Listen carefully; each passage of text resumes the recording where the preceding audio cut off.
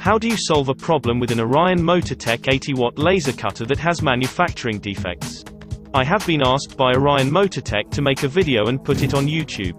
As you can see, you cannot shut the lid properly. This is a problem. If the lid does not shut, the machine will not run as it has a limit switch to avoid the machine running while the lid is open. This is a safety feature, and is clearly unacceptable. The other problem is that the chassis has a crack in it, which again is unacceptable. The worrying question is, how did it leave the factory in such poor condition, and how did it get through the alleged checks that Orion Motor Tech say they have performed? I have asked for a replacement machine that is fit for purpose. Let's wait and see how professional they are in sorting this problem out. This video could work to their advantage if they find an amicable solution to the problem, showing prospective customers how professionally they deal with such issues.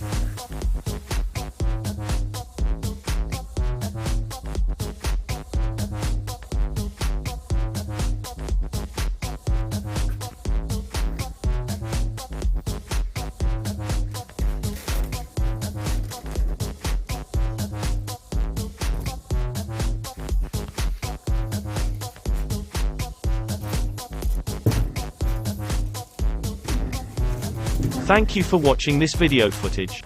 I may produce another YouTube video to let all those watching how this turns out.